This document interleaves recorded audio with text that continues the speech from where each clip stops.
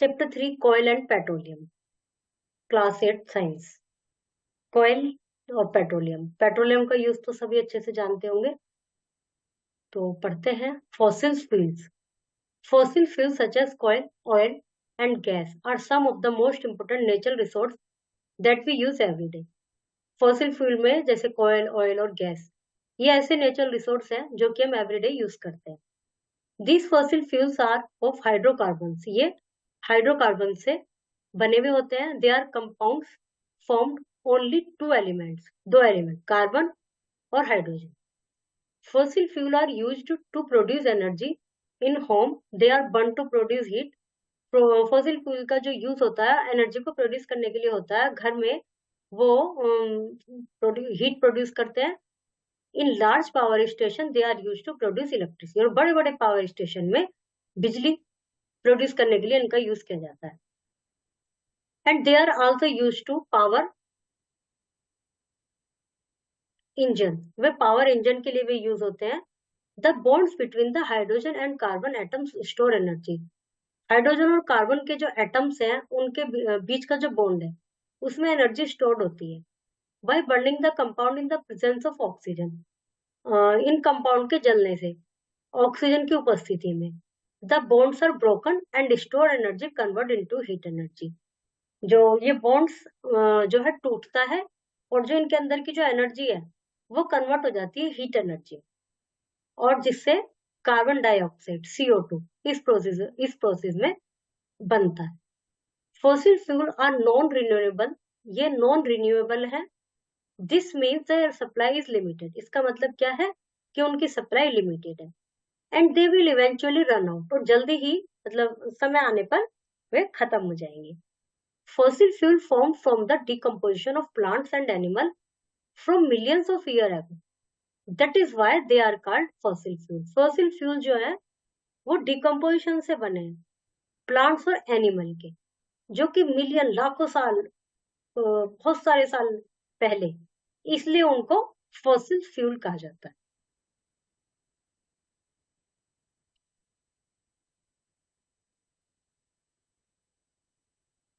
Calorific value of some common fossil fuel, ये calorific value है कुछ कॉमन फॉसिल फ्यूल के। क्लोरोफिक वैल्यू क्या होती है अभी आगे आएगा शायद, देखते हैं। इसमें नहीं अभी क्लियर हुआ तो फिर बता। अच्छा हाँ, यहाँ पर दिया हुआ है calorific value. Okay, characteristic of good fuel, एक अच्छे ईंधन की क्या विशेषता है। There are number of fuel use today but there are few good fuels. Let's know about some important factor that make us know whether a fuel is good और bad. बहुत सारे ईंधन है जो हम यूज करते हैं, लेकिन उसमें कुछ अच्छे हैं कुछ बेकार है, और हम जानते हैं कि किस फ्यूल को मतलब हम जानेंगे किसको अच्छा कहा जाएगा किसको बेकार कहा जाएगा। इग्निशन टेम्परेचर, इग्निशन टेम्परेचर क्या होता है, the minimum temperature at which a substance catches fire, वो कम से कम टेम्परेचर जिसपे कोई भी सब्सटेंस आग को पकड़ ले, वो इग्निशन टेम्परेचर कहलाता है। The fuels with low ignition temperature are considered as good fuel, जो जिसका जितना लो टेम्परेचर होगा इग्निशन टेम्परेचर वो अच्छा फ्यूल कहा जाएगा। For example, wood has low ignition temperature that of कोयल, कोयल की अपेक्षा लकड़ी का इग्निशन टेम्परेचर मतलब वो जल्दी से आग पकड़ेगी वो ज्यादा है। The ignition temperature of petrol, alcohol, LPG is very low, इनका कम है। That is why these fuels are handled with extra care, इसलिए इनको बहुत ज्यादा सावधानी से रखना पड़ता है। लकड़ी का कम है और इनका पेट्रोल, अल्कोहल, LPG इनका और भी कम है, वेरी लो है, तो इसलिए इनको बहुत ज्यादा केयर से रखा जाता है। जैसे कई बार उसमें AC गाड़ी में बैठकर मना कर देते ना कोई स्मोकिंग ना करे, बहुत सारी चीजों का जब गैस डालते हैं उसमें क्या कहते हैं गाड़ी में या पेट्रोल लगता है तो वहां आसपास कोई वो नहीं जला सकता लाइटर वगैरह स्मोकिंग के लिए, क्योंकि इनका बहुत लो टेम्परेचर होता है और ये जल्दी से ही आग पकड़ लेंगे।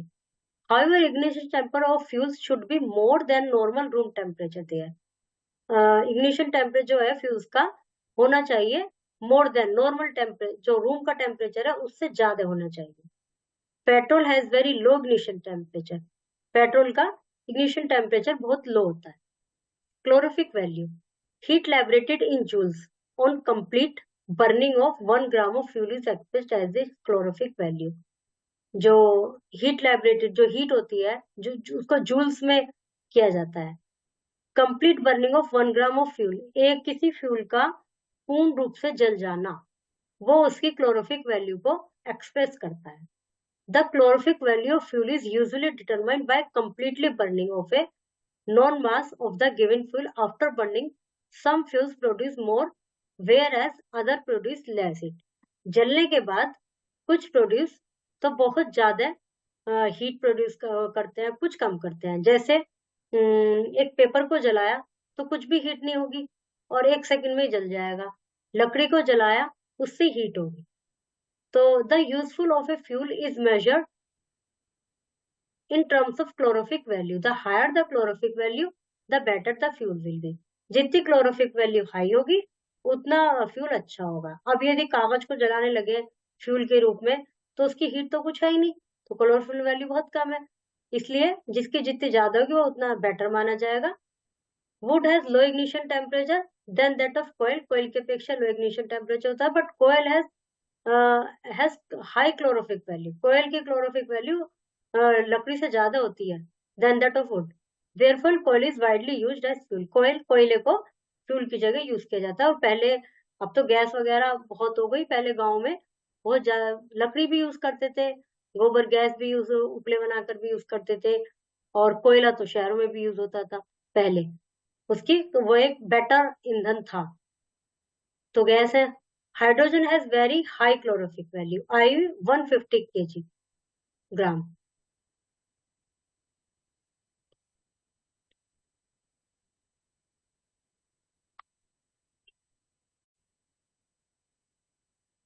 Class 8, Chapter 3, Part 2. In previous video, we have learnt about calorific value. ये गुड फ्यूल की कैरेक्टरिस्टिक्स थी, उसमें हमने इग्निशन टेम्परेचर के बारे में रीड किया था और क्लोरोफिक वैल्यू के बारे में रीड किया था, और अब है availability. It is another important factor that makes a fuel good for consumption. Fuels should be easily available. However, in our technologically advanced world, there is not any serious difficulties in extraction of fuel, like oil, petroleum, natural gas. Nowadays, these fuels are extracted from deep beneath the earth easily. However, the fuels which are easily available in a particular region are considered good fuel.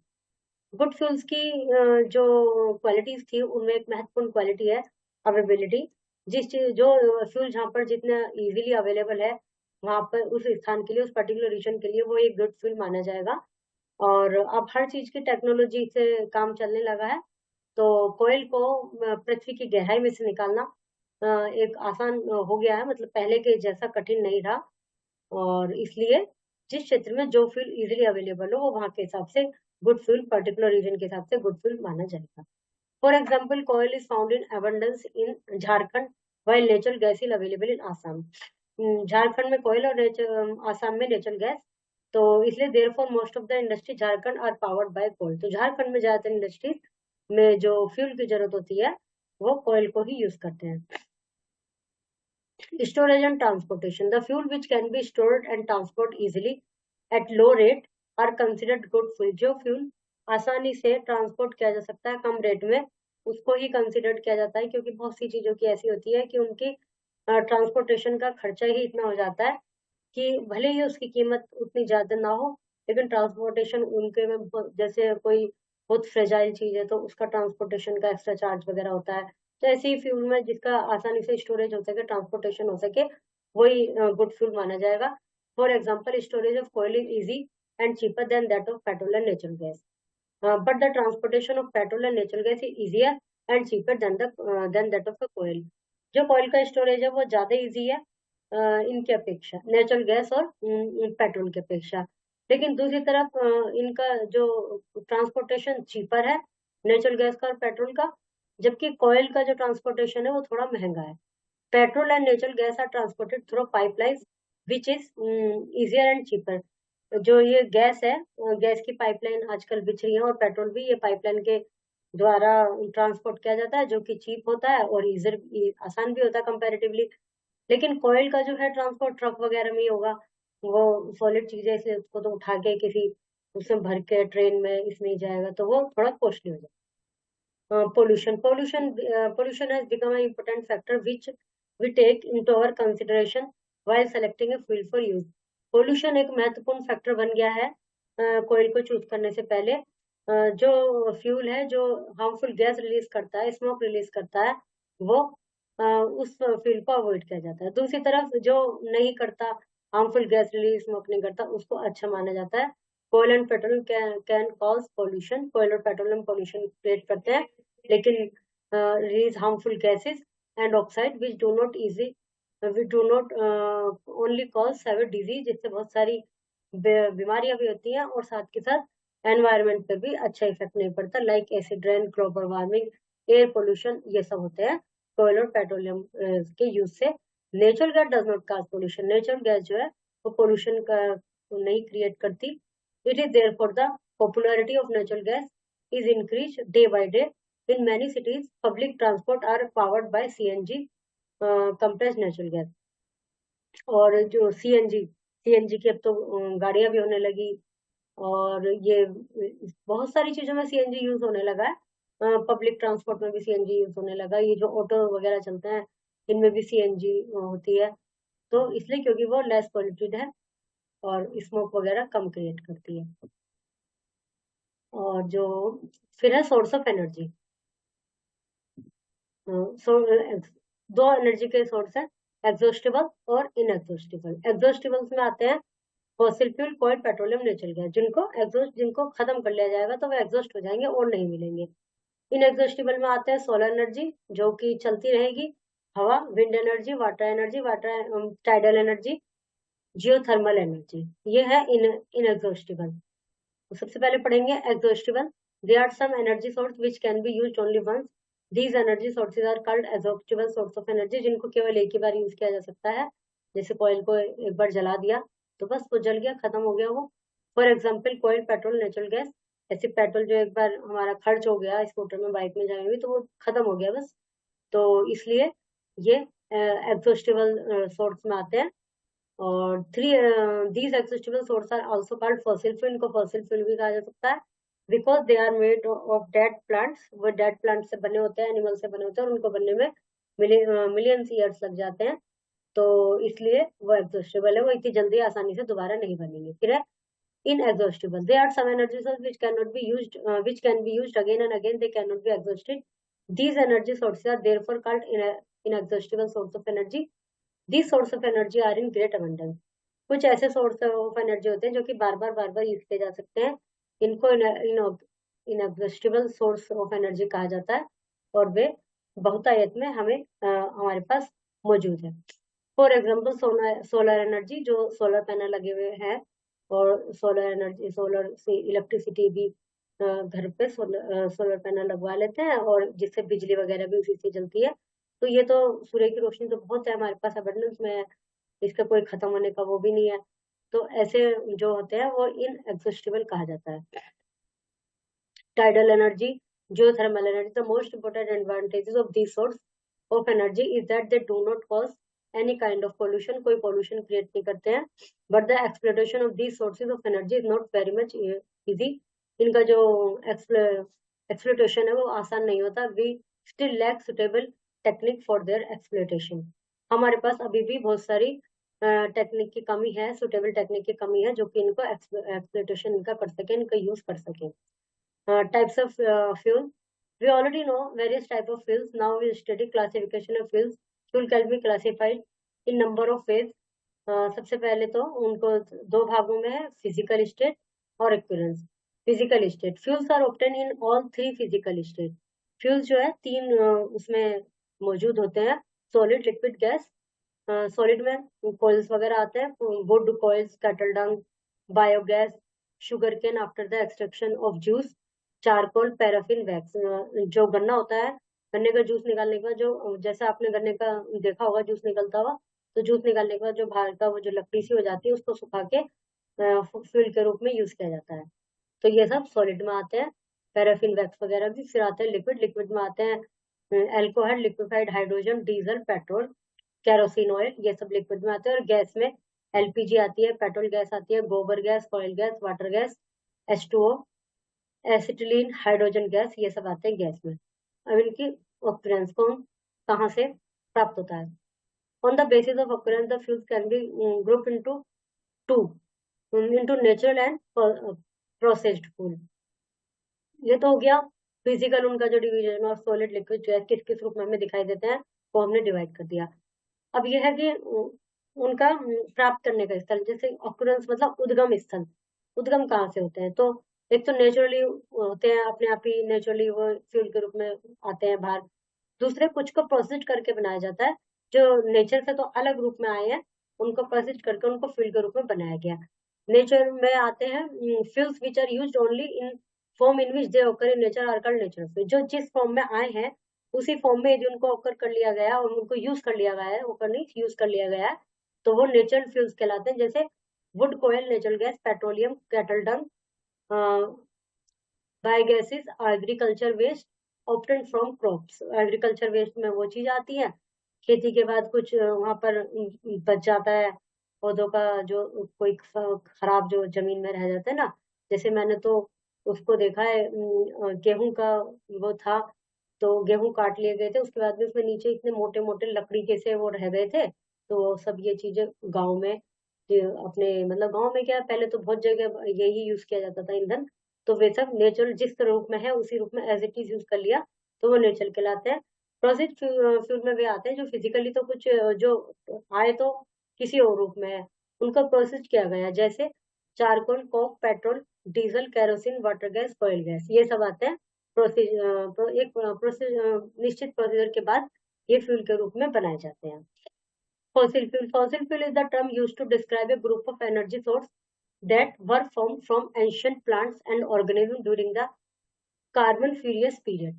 Approximately 360 to 286 million years ago, prior to the age of dinosaurs. जो fossil fuel होते हैं वो एक वो drum है जो एक प्रकार के एनर्जी सोर्स का ग्रुप है। वो fossil fuel एनर्जी सोर्स का ग्रुप है जो कि लगभग 360 से 286 मिलियन ईयर एगो थे, जबकि अवशेष हैं वो एंशिएंट टाइम के अवशेष हैं, और जिन्होंने कि अब फॉसिल फ्यूल का रूप ले लिया है। और ये जो 360 से 286 वर्ष लिखे गए हैं, ये इसको समझिए डायनासोर एज से भी पहले थे। तो अब तो इतनी जल्दी दोबारा बन नहीं सकते, इसलिए उनको एग्जॉस्टिबल सोर्स में रखा जाता है। At that time, land was covered with swamp filled with microorganisms, marine organisms, tree, ferns and other large leafy plants. उस समय जो पृथ्वी थी वो भरी हुई थी माइक्रो ऑर्गेनिज्म से, मैरीन ऑर्गेनिज्म से, ट्री से, फैन से, इन सब चीजें जो भी मरे हुए पेड़ पौधों से, इन सब से भरी हुई थी। As the organism plant died, they sank to the bottom of the swamp and ocean. जब जैसे जैसे जब कोई भी ये जो मान लो कोई भी जीव है, कोई ऑर्गेनिज्म, उसकी डेथ हो गई, वो मर गया, तो वो नीचे नीचे समुद्र में बैठते चले गए, और उसके ऊपर एक लेयर बनती चली जाएगी, स्पॉन्जी मटेरियल कॉल्ड पेट। एक ऐसी लेयर बन जाएगी स्पॉन्जी मटेरियल की जिसको पीट कहा जाता है। Over millions of year the पीट वाज कवर्ड बाय सैंड, और बहुत समय बाद उसके ऊपर रेत आता चला जाएगा। Clay and other minerals, clay आ जाएगी, अन्य मिनरल्स आ जाएंगे, which converted the peat into sedimentary rock, और जिससे वो जो पीट था, जो डिकेड एनिमल का, डिकेड प्लांट का, डिकेड ऑर्गेनिज्म का जो अवशेष थे वो सेडिमेंट्री रॉक्स में बदल गए, तो उसके ऊपर रेत आता चला गया, रेत आता चला गया। Over time different types of fossil fuel form, समय के साथ साथ different types of fossil fuel बने, डिपेंडिंग ऑन द कॉम्बिनेशन, उनके कॉम्बिनेशन पर डिपेंड करते थे ऑर्गेनिक मैटर प्रेजेंट, जो कि उसमें ऑर्गेनिकली जो मैटर प्रेजेंट है, मतलब अपने आप ही, वो किसी ने बनाए नहीं है। जैसे प्लांट, वहां पे डेड प्लांट है, डेड ऑर्गेनिज्म है, कोई एनिमल भी हो सकता है, जो भी है, छोटे बड़े जो भी, उनके ऊपर वो वहां इकट्ठे होते चले गए, उनके ऊपर रेत आती चली गई, उसके ऊपर अलग से मिनरल्स आते चले गए, सबका मिक्स होके वो रॉक बन गया, सेडिमेंटेड रॉक्स बन गए। और वो किस प्रकार का है, ये उनके ऑर्गेनिक मैटर पर डिपेंड करता है जिससे वो बने। How long it was buried and what temperature and pressure condition existed when they were decomposing. कितने लंबे समय से वो वहां पर है, और क्या कंडीशन थी, क्या टेम्परेचर था, इन सब पर डिपेंड करता है कि वो कैसे हैं। 3 मेजर टाइप है। कोयल is from ferns, plant and tree. जो कोयल बना हुआ होता है वो फर्न से, पेड़ों के जो फर्न्स होते हैं, प्लांट से और ट्री से। Which harden due to pressure and heat, जो कि प्रेशर और हीट के कारण हार्ड हो गया। Oil is from smaller organism, oil जो बनता है छोटे ऑर्गेनिज्म से बनता है, लाइक जू प्लैंक जू plankton and algae. intense amount of pressure causes complex organic matter to decompose into oil। जो इंटेंस अमाउंट ऑफ प्रेशर, इसके ऊपर इतना प्रेशर पड़ता रहा जिससे कि वो कॉम्प्लेक्स ऑर्गेनिक मैटर बन गए और ऑयल में डिकम्पोज हो गए। Natural gas undergo the same process as oil, natural gas का भी यही प्रोसेस होता है। However the process is longer, इनका प्रोसेस और लंबा होता है, and subject to higher amount of heat, और हायर अमाउंट ऑफ हीट की इनको जरूरत होती है डिकम्पोजिशन के लिए, और pressure higher amount of heat and pressure के बाद वो डिकम्पोज होने के बाद वो नेचुरल गैस बन गई। Petroleum, petroleum crude oil is a mixture of hydrocarbon formed organically from marine animals and plant. Petroleum जो है मिक्सचर है क्रूड ऑयल का, जो कि हाइड्रोकार्बन का एक ऐसा क्रूड ऑयल है जो कि हाइड्रोकार्बन का मिक्सचर है, और वो ओरिजिनली बना है मैरीन एनिमल और प्लांट से। From beneath and ground trap between layers of rock, जो कि नीचे बहुत गहराई में लेयर्स ऑफ रॉक के बीच में। That is why it is called earth petroleum. इसका मतलब इसको अर्थ का पेट्रोलियम कहते हैं। Petra means rock and oleum means oil. Petra का मतलब होता है रॉक, क्योंकि समुद्र के नीचे गहराई में, पृथ्वी के नीचे गहराई में रॉक्स के बीच में, उनकी लेयर्स के बीच में पाया जाता है ये, और इसलिए इसका नाम अर्थ पेट्रोलियम रखा गया है। पेट्रा का मीन्स रॉक है, और ओलियम का मतलब ऑयल है। Petroleum is obtained in its raw form, ये रॉ फॉर्म में मिलता है जब उसमें से निकाला जाता है। We obtain petrol and other product of petroleum like diesel and kerosene after refining petroleum. हम पेट्रोल प्राप्त करते हैं और उसको रिफाइनिंग के बाद डीजल और केरोसिन आदि निकालते हैं, बनाते हैं मतलब। Origin, it is believed that petroleum has been formed from the organism living in the sea over millions of years ago।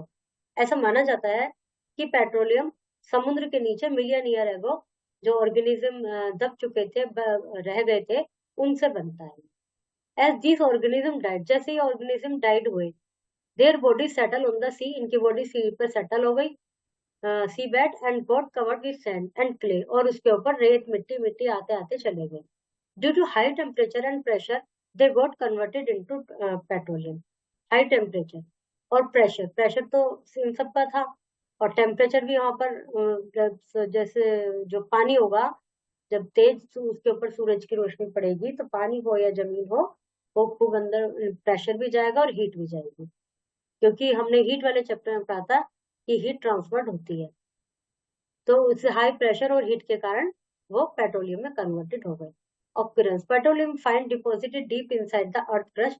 It is obtained by drilling through the earth and impervious rock above। Petroleum deposited deep deposited होता है, और ये प्राप्त किया जाता है drilling के बाद, उससे निकाला जाता है ड्रिल करके जमीन में। Petroleum obtain in the form of black liquid, ये काले लिक्विड के रूप में ऑब्टेन किया जाता है। Due to its great importance it is therefore also called black gold, तो इसकी इंपोर्टेंस के कारण इसको ब्लैक गोल्ड भी, काला सोना भी कहा जाता है। The world first oil well is obtained to obtain petroleum was dug in Pennsylvania USA. जो संसार का पहला पेट्रोलियम के लिए जो वेल खोदा गया था पेट्रोलियम प्राप्त करने के लिए, वो पेनिसिल्वेनिया में खोला गया था, पेनिसिल्वेनिया यूएसए में, in 1859। The petroleum production in India is not enough to fulfil इस डिमांड। जो इंडिया की जो पेट्रोलियम की जो डिमांड है वो ज्यादा है और प्रोडक्शन इतना नहीं है, तो हमारा जो देश है crude oil from Arabian country से उसको इंपोर्ट करता है। However there oil well in वैसे यहाँ पर जो ऑयल वेल है वो Assam, Gujarat, Bombay and in delta of river Godavari and Kaveri, Godavari और कावेरी नदी के डेल्टा के पास में है, और असम, गुजरात और बॉम्बे में। Refining of petroleum, crude oil is a mixture of various hydrocarbons which need extensive refining. These different hydrocarbons have different boiling points। crude oil जो है वो मिक्सचर है हाइड्रोकार्बन्स का, जो कि एक्सटेंसिव रिफाइनिंग के बाद ही प्राप्त होता है। ये जो डिफरेंट हाइड्रोकार्बन्स है, इनके डिफरेंट बॉइलिंग पॉइंट होते हैं। As the number of carbon atom in hydrocarbon increases, जैसे जैसे उनके नंबर बढ़ते जाते हैं हाइड्रोकार्बन के, कार्बन एटम्स के, hydrocarbon, as the number of carbon, जैसे जैसे कार्बन के नंबर, कार्बन एटम के इन हाइड्रोकार्बन, हाइड्रोकार्बन में बढ़ते हैं, it's boiling point also increases, मतलब इनका बॉइलिंग पॉइंट डिपेंड करता है जो हाइड्रोकार्बन प्रेजेंट होते हैं उसमें। This property can be used to separate the different component of petroleum by fractional distillation. ये जो प्रॉपर्टी है इसको यूज किया जाता है डिफरेंट कंपोनेंट के, पेट्रोलियम के डिफरेंट कंपोनेंट में फ्रैक्शनल डिस्टिलेशन के द्वारा। The components with different boiling point are called fractions. जो कंपोनेंट्स होते हैं उनका बॉइलिंग पॉइंट अलग अलग होता है और वे फ्रैक्शन कहलाते हैं। And the process of separating the fraction, और ये जो प्रोसेस होता है जिसके द्वारा फ्रैक्शन को अलग किया जाता है बाय फ्रिक्शनल डिस्टिलेशन, इसको रिफाइनिंग कहते हैं। मतलब उसमें से फ्रैक्शंस को अलग करना रिफाइनिंग कहलाता है। Refining of petroleum carried out in petroleum refineries. Petroleum का जो रिफाइनिंग होती है वो पेट्रोलियम रिफाइनरीज में किया जाता है। ये पेट्रोलियम रिफाइनिंग का प्रोसीजर का डायग्राम बनाया हुआ है। Refining of petroleum. Crude oil is separated by fractional distillation. The process of fractional distillation is fairly simple, but it is powerful in the way that is separated are the different complex components of crude oil. Crude oil जो अलग किया जाता है fractional distillation के द्वारा किया जाता है, ये प्रोसेस फेयरली सिंपल है लेकिन पावरफुल है इस तरीके से कि अलग अलग तरह के जो कॉम्प्लेक्स कंपोनेंट्स है क्रूड ऑयल के, उनको कितना अलग अलग किया जा सकता है आसानी से। वैसे तो सिंपल है लेकिन पावरफुल उतना ही है कि वो आसानी से सारे कंपोनेंट्स को, क्रूड ऑयल के सारे कंपोनेंट्स को अलग अलग डिफरेंट कर सकता है। First the crude oil is heated, पहले उसको हीट किया जाता है to vaporise it and is fed into the bottom of distillation tower. The resulting vapor then rises through the vertical column. As the gases rise through the tower, the temperature decreases.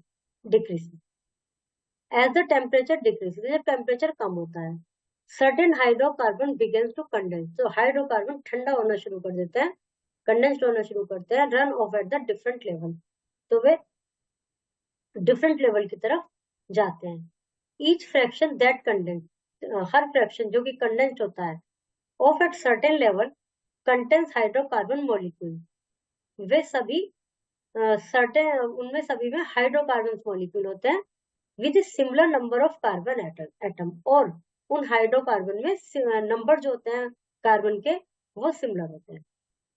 These boiling point cuts allow several hydrocarbon, ये जो boiling point cuts होते हैं, ये जो इसमें बीच बीच ये लगाए हुए, these boiling point cuts allow several hydrocarbon to be separated, इससे जो हाइड्रोकार्बन है वो सेपरेटेड होते हैं इनटू ए सिंगल प्रोसेस, तो एक सिंगल प्रोसेस में। इट इज दस the cooling with height of the tower that allow for the separation, और इस प्रकार जो टावर का जो हाइट एरिया होता है, सबसे ऊंचा एरिया, वो सेपरेशन को, वहां पर सेपरेशन होता है। जैसे यहाँ पर टेम्परेचर 360 डिग्री है, यहाँ पे 300 हो गया, यहाँ पे 200 और यहाँ पे और कम हो गया।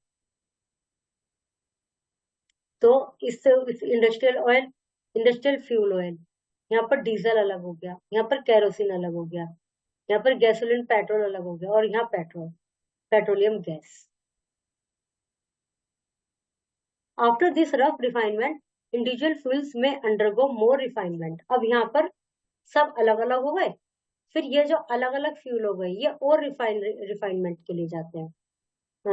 Undergo more refinement to remove contamination, इसमें जो कंटामिनेंट्स होते हैं और अनडिजायरेबल सब्सटेंस होते हैं, और to prove the quality, improve the quality of fuel through cracking, जिससे इसकी क्वालिटी और अच्छी की जा सके, उसके लिए इनको फर्दर रिफाइनिंग के लिए फर्दर रिफाइनिंग का प्रोसेस होता है।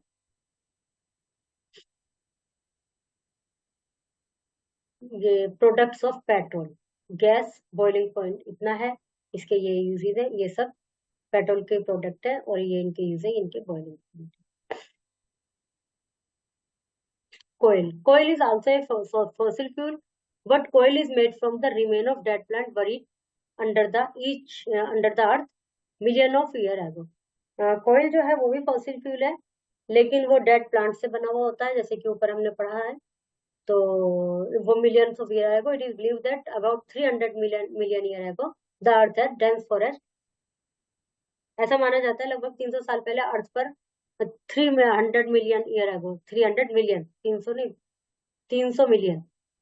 तो चारों तरफ घने जंगल थे, in low lying wetland area था। Due to nature process like flooding, earthquake, actually these forest got buried under the soil. Natural जो प्रोसेस होते हैं, जैसे अर्थक्वेक हो गया, बाढ़ आ गई, इन सब में वे फॉरेस्ट जमीन के नीचे दबते चले गए। With the passage of time soil got deposit over them and dead plants get compressed. समय के बीतने के साथ साथ जो उनके ऊपर मिट्टी इकट्ठी होती चली गई डेड प्लांट के ऊपर, और वे कंप्रेस्ड होते चले गए, उसके नीचे प्रेशर के कारण कंप्रेस्ड होते चले गए। The temperature also rose, temperature भी बढ़ा as they sank deeper and deeper, और वे डीपर और डीपर होते चले गए। Under high pressure and high temperature dead plants got slowly converted to कोयल। हाई प्रेशर और हाई टेम्परेचर के कारण डेड प्लांट कोयल में कन्वर्टेड हो गए। As coil contain mainly carbon, the slow process of conversion of dead vegetation onto coil is called carbonization. जैसे as coil contain mainly carbon, coil में mainly carbon होता है। The slow process है, जो कि एक बहुत स्लो प्रोसेस है डेड प्लांट के कन्वर्जन का कोयल में, और इस प्रोसेस को कार्बनाइजेशन कहा जाता है। कोयल इज ऑब्टेन फ्रॉम द कोयल माइंस। कोयल also contain hydrogen and oxygen. A nominal amount of nitrogen and sulfur is also found in coil. कोयल में मेनली क्या होता है, कोयल इज कंटेन हाइड्रोजन और ऑक्सीजन, थोड़ा सा अमाउंट उसमें नाइट्रोजन और सल्फर का भी होता है। However, we classify coil on the basis of carbon amount present in them. कोयल में जो कार्बन अमाउंट होता है उसके आधार पर इनको क्लासिफाई करते हैं। Anthracite, it has largest amount of carbon. It contain up to 96% of carbon. That is why it is also considered as the best variety of coil. इसमें सबसे ज्यादा कार्बन होता है, तो इसको बेस्ट वैरायटी कहा जाता है। फिर है bituminous coal, it contain 60%। Lignite, इसमें 50% होता है। कोयल के यूज क्या क्या है, पावर प्लांट में यूज होता है, इलेक्ट्रिसिटी प्रोड्यूस करने के लिए, इंडस्ट्रियल फ्यूल के रूप में यूज होता है, और बहुत सारी फैमिली रूरल एरिया में खाना बनाने में भी यूज करती है, डोमेस्टिक यूज के लिए।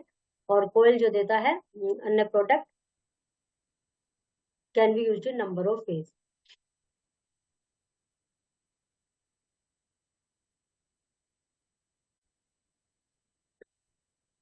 इन अवर कंट्री कोयल is mainly found in Jharkhand, West Bengal, Orissa and Madhya Pradesh. हमारे देश में कोयला मेनली झारखंड, वेस्ट बंगाल, उड़ीसा और मध्य प्रदेश में पाया जाता है। डिस्ट्रक्टिव डिस्टिलेशन ऑफ कोयल, Here we study that fractional distillation is done to separate different components of petroleum. जैसे कि हमने पढ़ा है ऊपर, फ्रैक्शनल डिस्टिलेशन जो होता है वो यूज किया जाता है पेट्रोलियम के अलग अलग जो वो है उसके अंदर कंपोनेंट्स, उनको अलग करने के लिए। पेट्रोलियम से ही ऊपर कई सारी चीजें डिस्टिलेशन के बाद बनाई गई थी, ये सब। ये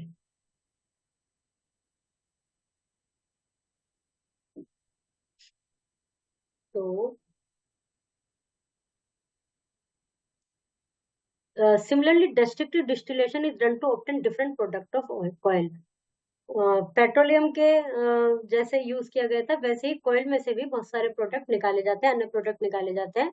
इन डिस्ट्रक्टिव वो तो वो है फ्रैक्शनल डिस्टिलेशन, ये है डिस्ट्रक्टिव डिस्टिलेशन। डिस्ट्रक्टिव डिस्टिलेशन में कोयल is strongly heated to 1000 degree Celsius, उसको 1000 डिग्री सेल्सियस तक हीट किया जाता है एब्सेंस ऑफ एयर, हवा के बिना। In this process we get various product of coal like coke, oil gas, coal tar and ammonium compound. तो इसमें हमें कई चीजें प्राप्त होती हैं। सबसे पहले बात करेंगे कोक की। After the destructive distillation of कोयल, residue is obtain from called कोयल। तो एक ये कोक प्राप्त किया जाता है। क्या क्या यूज है, it is use as fuel, fuel के रूप में यूज किया जाता है, इसमें स्मोक नहीं होता। Reduce metal oxide such as zinc oxide and iron to get melt. इनको पिघलाने के लिए भी यूज किया जाता है, कोक को मेटल्स को पिघलाने के लिए। It is used in manufacture producer gas. Producer gas इससे बनाई जाती है passing air through the red Coke, जो कि रेड कोक के में एयर पास करके बनाई जाती है। प्रोड्यूसर गैस जो है एक अच्छा फ्यूल है। It is also use to produce water gas. Water gas produce करने के लिए बनाई जाती है, जिसका फॉर्मूला होता है C+H2O। तो C+H2O करके CO+H2 by passing steam over white hot Coke, जो कि व्हाइट हॉट कोक के ऊपर स्टीम पास करके बनाई जाती है। कोयल गैस। कोयल gas is obtain during the processing of कोयल टू गेट कोक। कोयल गैस उस समय प्राप्त होती है जब इसको कोक बनाने के लिए यूज किया जा रहा है। कोयल से जब कोक बनाई जा रही है तो उसी बीच में कोयल गैस प्राप्त होती है। In earlier date coal gas was used mainly for lightning. Lighting के लिए यूज करते थे। Nowadays coal gas is mainly used for heating purpose. Heating purpose के लिए यूज किया जाता है। Industry situated near coal production area use coal gas for heating. वो हीटिंग के लिए यूज करते हैं। फिर है कोलतार। कोलतार एक ब्लैक कलर का थिक लिक्विड सा होता है, जैसे सड़क वगैरह पे भी डालते थे पहले, अभी भी डलता है जब सड़क बनती है। Coal tar contain about 200 substance which are separated by fractional distillation. इसमें लगभग 200 वो होते हैं, सब्सटेंस होता है कोलतार में, और इसको पिघलाकर यूज किया जाता है। Some importance organic compounds obtain from coal tar are benzene, toluene, naphthalene, phenol. ये सब कोलतार से प्राप्त होते हैं, ऑर्गेनिक कंपाउंड है। इसके यूज क्या है? पेस्टिसाइड में यूज किया जाता है। नेपथिलीन बाल्स टू रिपेल मोथ, कीड़े वगैरह को। वो व्हाइट व्हाइट सी गोली देखी होंगी, पहले तो बहुत डालते थे कपड़ों में, अभी भी डालते हैं। व्हाइट कलर की गोलियां, जिसे कुछ लोग वो भी बोलते हैं कुनैन की गोली, ऐसे साधारण भाषा में, लेकिन वो पैकेट में आती है, नेपथिलीन टैबलेट बॉल्स के नाम से आती है।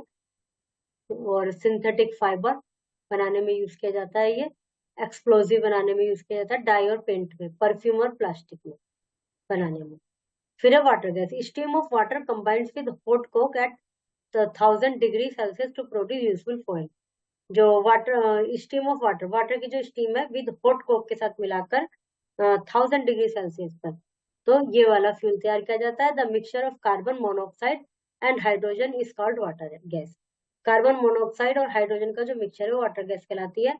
C coke plus H2O steam water की, और CO+H2 वाटर गैस का फॉर्मूला होता है।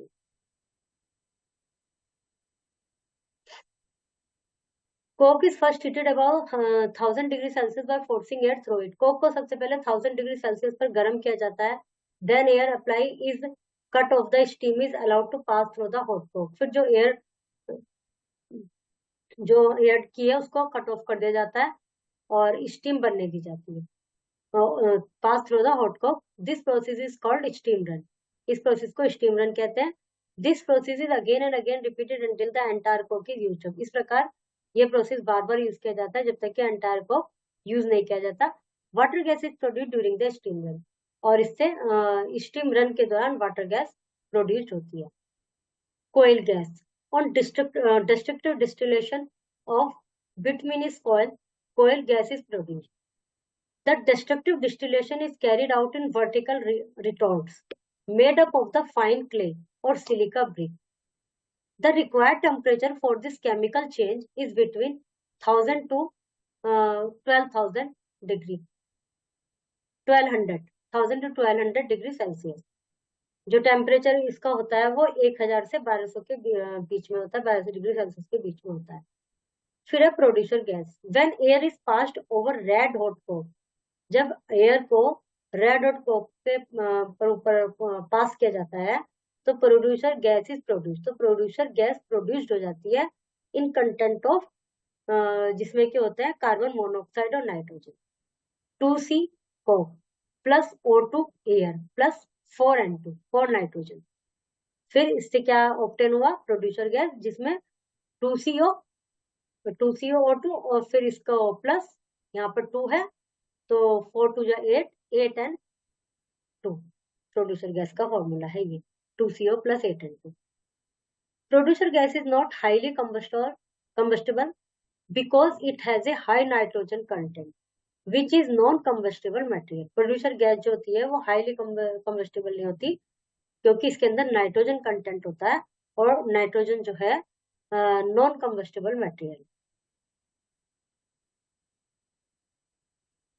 Natural gas like coal and petroleum. Natural gas is also an important fuel. Coal और पेट्रोलियम की तरह नेचुरल गैस भी एक महत्वपूर्ण फ्यूल है.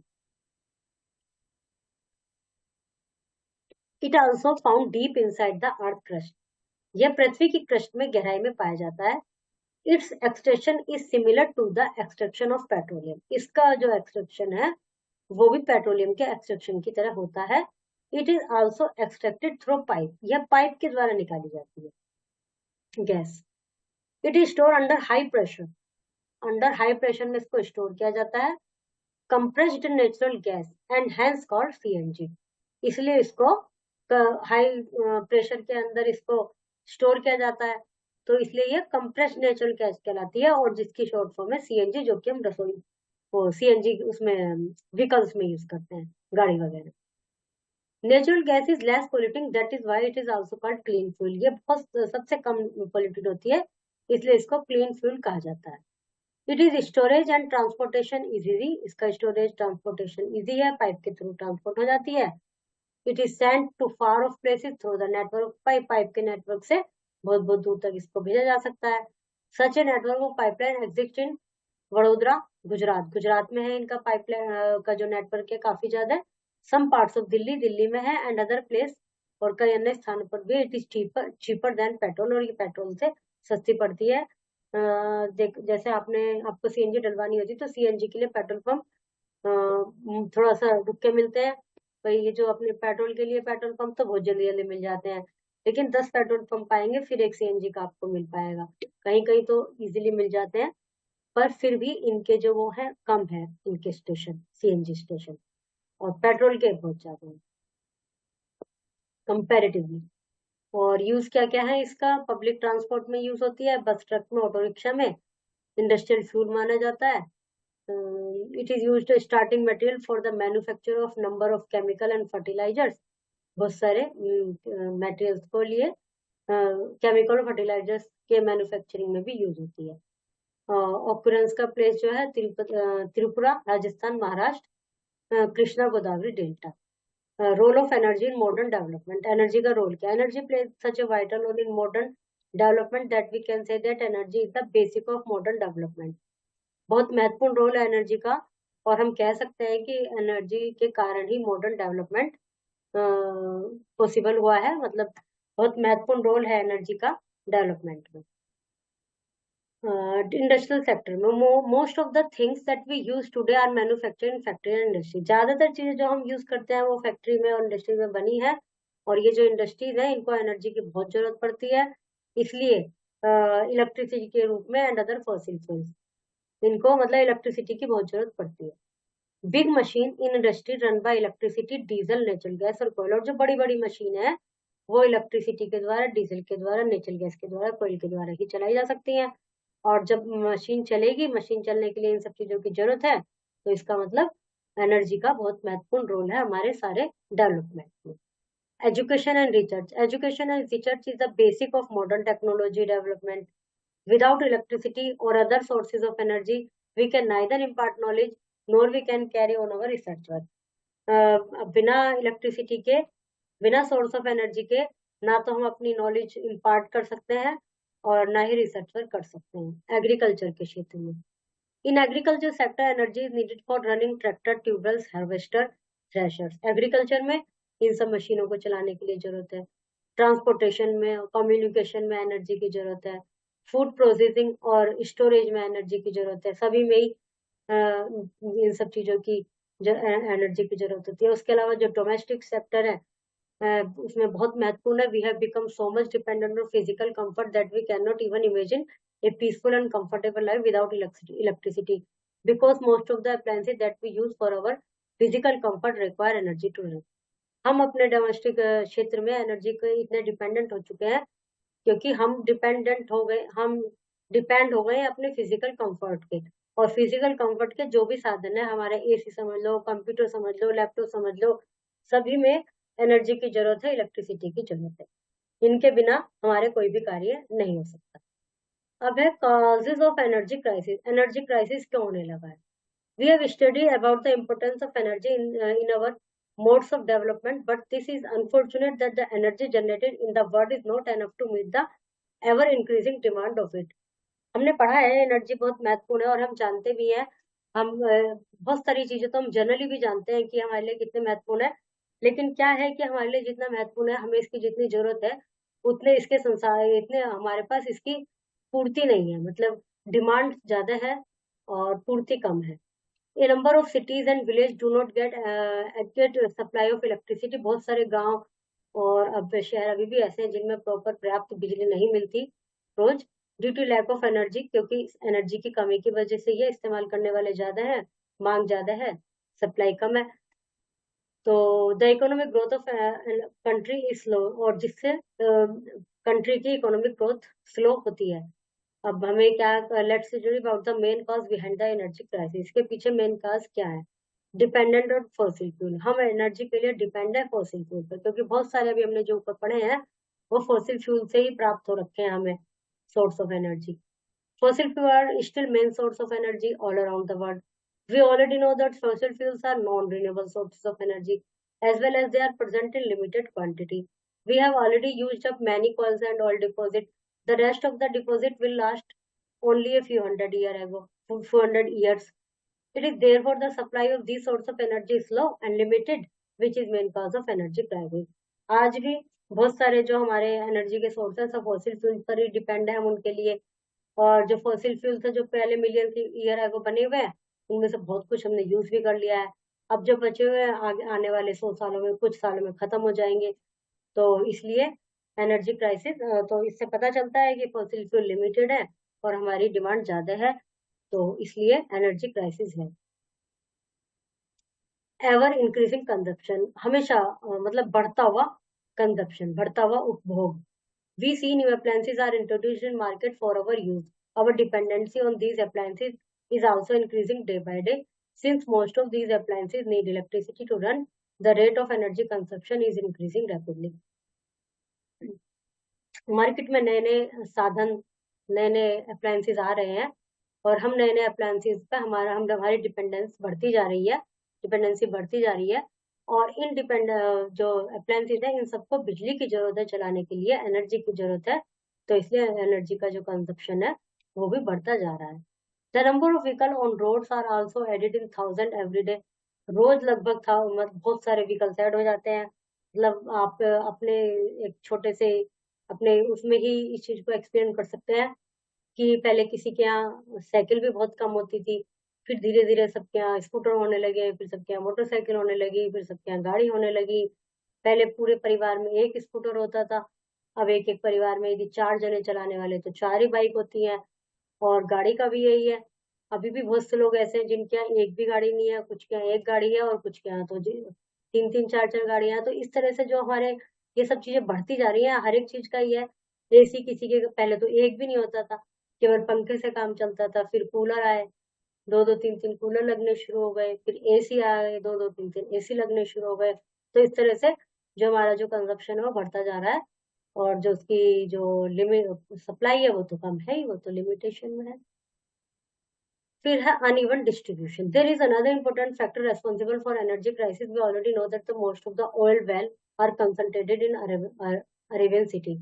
एक अनइवन डिस्ट्रीब्यूशन है, जैसे कि हमने पढ़ा है जितने भी वेल हैं ऑयल के वो ज्यादातर अरेबियन सिटीज में है। तो oil produced by India is not enough to meet its demand. तो जो ऑयल प्रोडक्शन है इंडिया का वो एनफ नहीं है। We depend on this country, हम उन देशों पर डिपेंड करते हैं।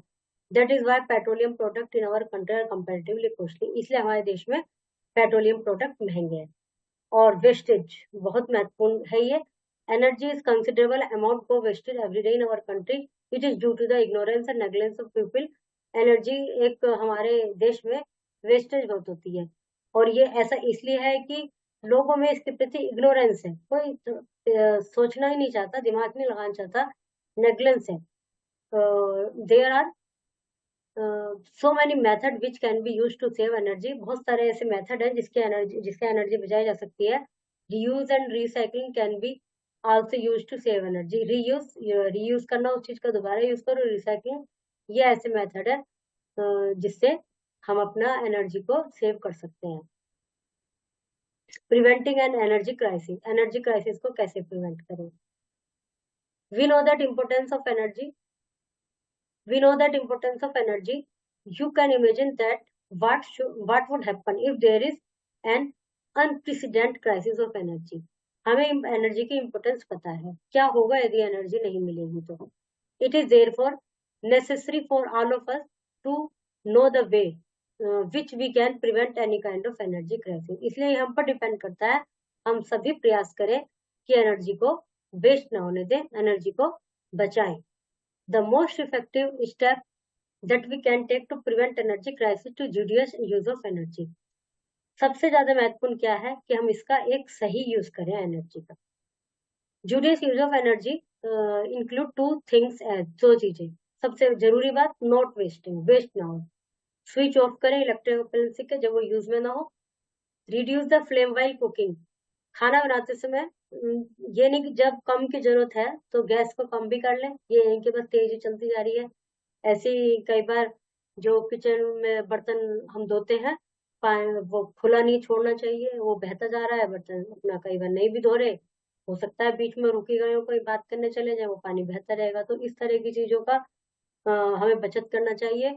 और मेरे अनुसार तो एक ये भी बड़ा शायद ट्रांसपोर्ट का आगे आएगा, चलो अपनी बात जब बोलूंगी. Use of air condition, air cooler, room heater, geyser only when needed, ये केवल जब यूज हो, जब जरूरत हो. Using suitable method to save energy. Public people should use public transport instead to private transport for short distances. They should use bicycle. बिल्कुल सही बात है कि ज्यादातर पब्लिक ट्रांसपोर्ट का यूज करना चाहिए प्राइवेट ट्रांसपोर्ट की अपेक्षा, और थोड़ी दूरी के लिए साइकिल का यूज करना चाहिए, उससे शरीर भी सही रहता है साइकिल चलाने से. और क्या होता है, ये मैंने ज्यादातर दिल्ली में नोट किया है कि सड़क पे यदि जैसे जा रहे हैं, रेड लाइट आ गई, तो इस समय जो मुझे मान लो यदि मुझे सामने 10 गाड़ियां दिखाई दे रही है, तो 10 में से जहां तक मैं मानती हूँ 8 में सिंगल व्यक्ति बैठा होता है, जो कि अपना चला के खुद ही जा रहा होता है. ऑफिस भी जा रहे हैं तो गाड़ी से जा रहे हैं, तो सड़क पे तो इतनी सारी जगह गिर गई. एक व्यक्ति जो कि इस बाइक है उससे भी जा सकता था, स्कूटर से भी जा सकता था, मेट्रो से भी जा सकता था, पब्लिक ट्रांसपोर्ट का भी यूज कर सकता था, वो अकेले एक गाड़ी को लेके जा रहा है. तो मेरे हिसाब से तो सबसे ज्यादा वेस्ट यही है, बाकी अपने अपने थॉट्स है, हो सकता है आपके अनुसार ये वेस्टेज ना हो. पर पब्लिक ट्रांसपोर्ट यदि यूज किया जाए तो ये एनर्जी सेव करने में बहुत हेल्पफुल मिल सकती है. गाड़ी का तो, फोर व्हीलर का तो यूज कम से कम जब ही होना चाहिए कि 3 लोग तो हो कम से कम, एक चलाने वाला, 2 तो पीछे बैठे ही हो एटलीस्ट. ये नहीं कि बस एक के ऊपर ही गाड़ी चल रही. Use CFL and tubelights which consume less energy. CFL use करनी चाहिए, ट्यूबलाइट यूज करनी चाहिए. पुराने वाले बल्ब तो अब कम हो गए हैं, कोई यूज नहीं करता, पर जो करते हैं वो भी हटने चाहिए. Food should be cooked in pressure cooker, खाना प्रेशर कुकर में बनाना चाहिए, ये नहीं कि गैस पर रख दिया है भगोना, वो रचता रहेगा 1 घंटे तक. स्मोकलेस चूल्हा should be used in which kerosene coil or wood is used for cooking. Pulse and other such items should be soaked for some time before cooking to reduce cooking time. जो दालें होती हैं, specially जैसे तुअर दाल, मतलब बहुत सारी दाल, उनको यदि 1 घंटा आपने पहले भिगो के रख दिया, आधा घंटा पहले भिगो के रख दिया, तो लगभग आधी तो वो जल्दी पक जाती है, तो फिर वो एक सीटी में बन जाएंगे. और यदि आपने उनको पहले नहीं भिगोया तो कम से कम 2 सीटी लगेंगे, फिर उसको मंदी गैस करेंगे, फिर 2 सीटी जब लगेगी. Keeping vessels covered while cooking also reduced the cooking item. और कुछ बना रहे हैं तो बर्तन को ढक देना चाहिए, उससे भी गैस कम खर्च होगी और टाइम भी बचेगा.